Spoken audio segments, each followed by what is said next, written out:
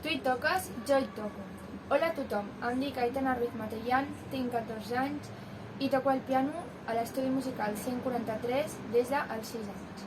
Gaudeixo molt d'aquest instrument perquè m'ajuda a transmetre els meus sentiments i desconnecto dels estudis.